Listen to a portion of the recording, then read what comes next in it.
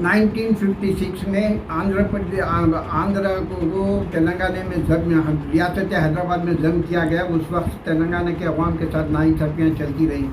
चुनाचे हम एजिटेशन जब ही से चल रहा था तेलंगाना की अलहदगी के लिए। उस वक्त 1960 में तेलंगाना फाउंडेशन का हम लोग बुनियाद रखे, इसके लिए तेलंगाना की अलहदगी के लिए काम करते रहे। उसके बाद 1969 में डॉक्टर चन्ना रेड्डी साहब का बहुत बड़ा उनका TPS बनाया उन्होंने। हम हर महल्ले में हर जगह हम लोग जाके तेलंगाना फाउंडेशन की तरफ से जाके हम एक ही जमात बनाए, वो TPS के साथ हो गए। चुनाचे आंध्र प्रदेश अलग होने के बाद वो था, मगर बाद में कुछ ऐसे मराहल आए कि वो बनने की बजाय कुछ जैसा एडमिनिस्ट्रेटिव ट्रिब्यूनल वगैरह कुछ मरा दे के उसको जो है थोड़े दिन के लिए कायम रोक दिया गया था।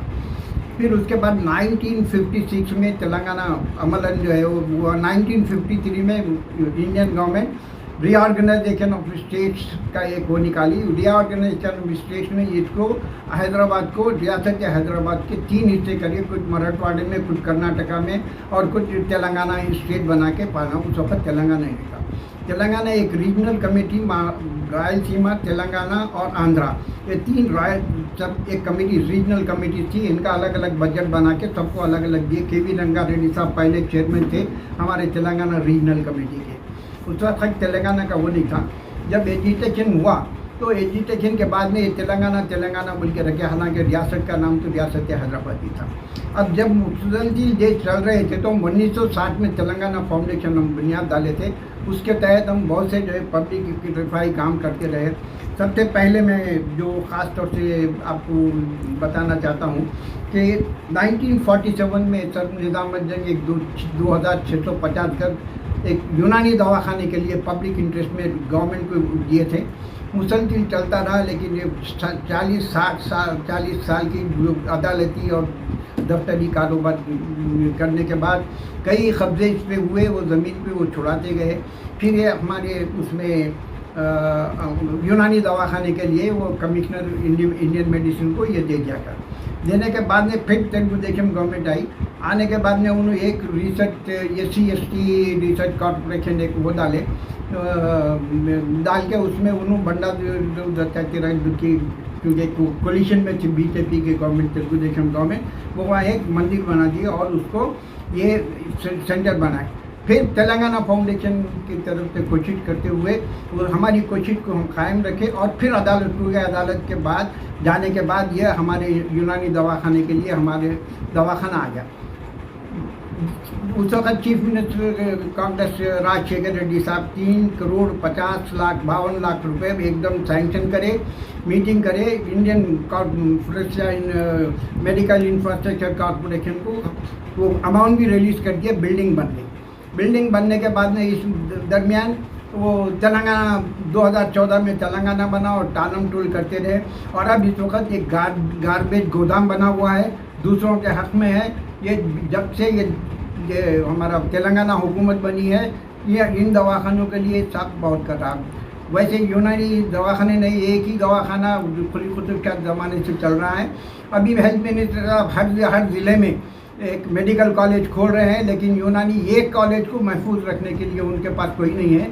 कोविड का जो है एक सेंटर बना दे के रखे थे कोविड के ज़माने में, और ना तो उसके स्टाफ है, ना लेक्चरर्स है, ना प्रोफेसर्स है। इसके ऊपर नहीं, सारा मुसलसिल हुकूमत की तरफ से नाइंसाफ़ियाँ हैं, ये चलती रही।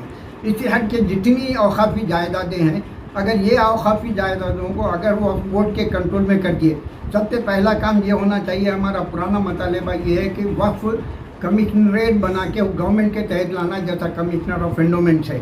ये नहीं करके रख रहे हैं। इसके ऊपर पूरी जायदादों 99% जायदादों में जो पुरानी निज़ाम की हुकूमत है कब्जा हो गया है। जितने बड़े बड़े स्कूल थे, जैसे आयजा स्कूल है, आसफ क्या स्कूल है, मुमताज़ कॉलेज है, मालूम है, ये सारे कॉलेजेस में जो है कब्जे हो गए, सब कब्जेदारों में। अगर ये सारे एक एजुकेशन कमेटी बना के ये सारे लें तो मुसलमानों को अगर तालीम है, या हमारे इदारों में अगर दें तो मुफ्त तालीम दी जा सकती है। और हमारे को जो आमदनी हमारे जायदाद की है, उससे रियासत तेलंगाना और रियासत हिंदुस्तान की भी जो है हमको माली इमदाद हमारी तरफ से हम दे सकते हैं। हमारे को किसी की मदद की ज़रूरत नहीं है, गवर्नमेंट की ये सरपरस्ती की भी ज़रूरत नहीं, हम खुद कर सकते हैं, बशर्ते कि हमारी जायदादें हमारे हक़ में दे दें। ये सारी 99% जितनी भी हैं और काफ़ी जायदादें हैं सारे जो है कब्जे हो गए।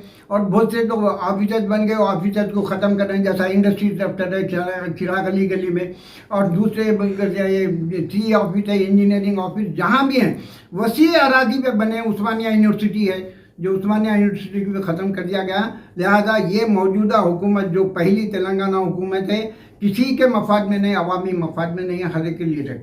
और एक दूसरा केस बहुत इम्पॉर्टेंट मैं आपको देता हूँ।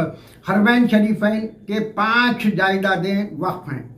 ये 5 में एजुकेशन इंस्टीट्यूशंस हैं। एजुकेशन कमेटी वक्फ बोर्ड में बनी, वो वक्फ बोर्ड में है, जैसा Medina education, Medina public school, ये सारी जायदादें वक्फ बोर्ड के तहत हैं। इसका आरिफुद्दीन साहब को उसका मोतमद बनाए थे और एजुकेशन के कमेटी का सेक्रेटरी बनाए थे। उस वक्त मन्नान साहब इसके, डॉक्टर मन्नान साहब इसके सदर थे। खैर ऐसे तो बहुत लोग आए गए, लेकिन इन्होंने अपना कब्जा जाए रखे। हम तेलंगाना फाउंडेशन की तरफ से चेयरमैन हाउस कमेटी को एक दरख्वास्त दिए। हाउस कमेटी से इंक्वायरी हुई, गवर्नमेंट से इंक्वायरी हुई, उनको लेके फिर ये वापस जो है वक्फ बोर्ड के तहत करने के लिए with all properties including education institutions याद रखा गया।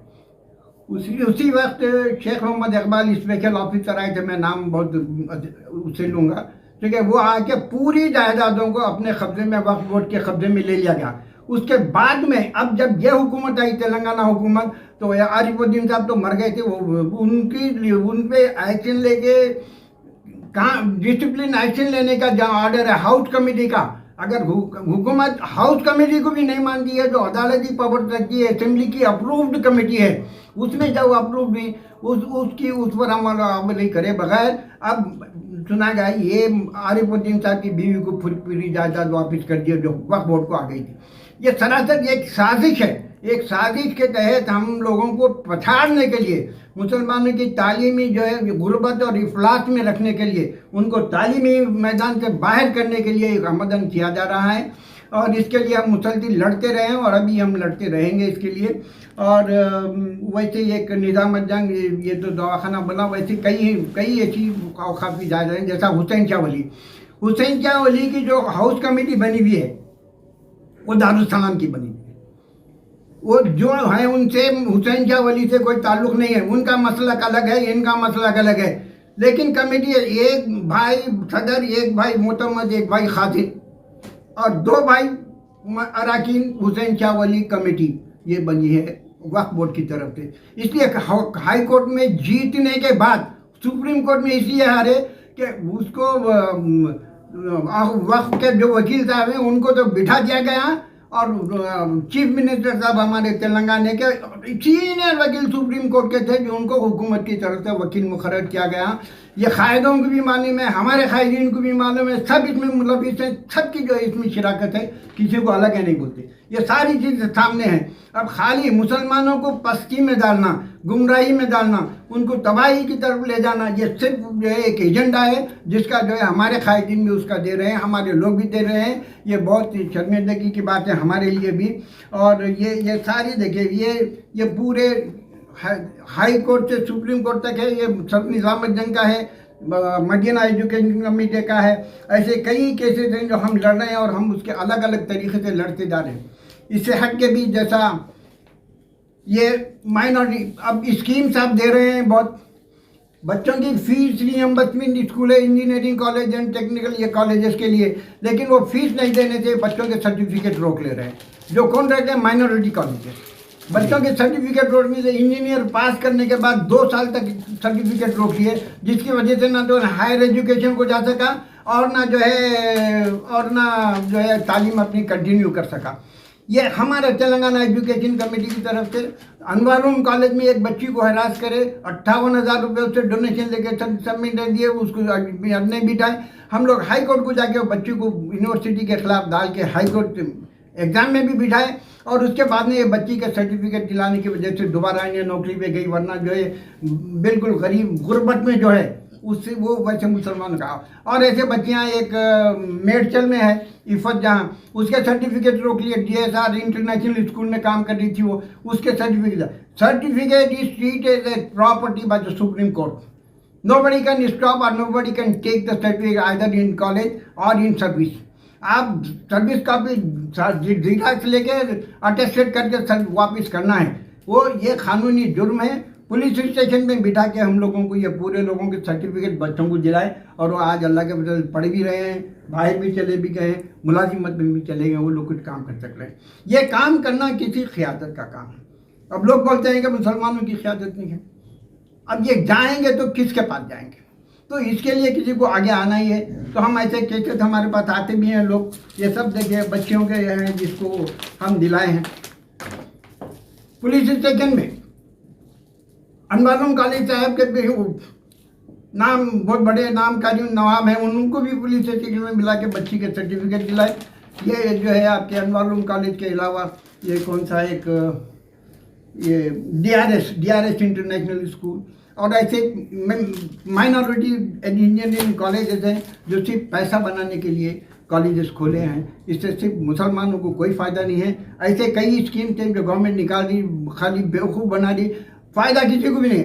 डबल बेडरूम स्कीम दिए, वो मुसलमानों को तो किसी को नहीं दिए। उसमें हमारा तेलंगाना फाउंडेशन से हम रिप्रेजेंटेशन दिए थे। ऐसे मुलाजिमीन सरकार है, आप सबको देने दीजिए, ऐसे मुलाजिमीन सरकार हैं जो 40 साल हुकूमत रहने के बाद में हुकूमत में सर्विस करने के बाद वजीफे पे गए हैं, ना उनको लोन मिला ना मकान मिला, आज भी किराए के मकानों में। आप उनको क्यों नहीं देते?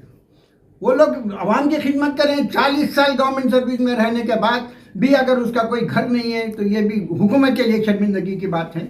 ऐसे कई मसाइल हैं, जैसा आप कोई भी जरिए चाहे शादी स्कूल रन दो, कुछ रन दो, या मुकामी आदमी जो कायद रहते हैं, उनके जो छोटे मोटे लीडरान रहते हैं महल्ले में फिरने वाले, वो लोग फ़ायदा उठाएं, कुछ भी नहीं किया। और बोगस सर्टिफिकेट पे जो सारी चीज़ें ले ली, सारी चीज़ें बोगस सर्टिफिकेट पे, कोई जो है हक नहीं, इम्तियाज़ नहीं। लिहाजा तेलंगाना फाउंडेशन की ये ख्वाहिश है और हम ये कोशिश कर रहे हैं कि हम मुसलमानों को अगर आगे लाना है, उनको एजुकेशन में करना है, तो ये सब लोगों का काम है, जमात का काम है। हम लोग काम कर रहे हैं, गली गली जाते हैं, जो भी लोग हैं हमारे पास खुद आते हैं। तेलंगाना फाउंडेशन, आपको तेलंगाना फाउंडेशन उस पर मिल भी जाएगी। हमारा वेबसाइट तो नहीं है, वेबसाइट खोलने के अभी उसमें नहीं है, अल्लाह चाहे तो देखेंगे। तो हमारे होने के बावजूद भी आपको ये YouTube वगैरह जो भी आपके सर्विसेज हैं, इसके ऊपर हमारी बहुत सारी बातें जो हम करें वो आए। इससे पहले अब आप देखें इसके पूरे प्रेस कॉन्फ्रेंस हिंदू वगैरह, तेलंगाना भूमि, सभी में जो ये सारी चीज़ें आए जो मिला।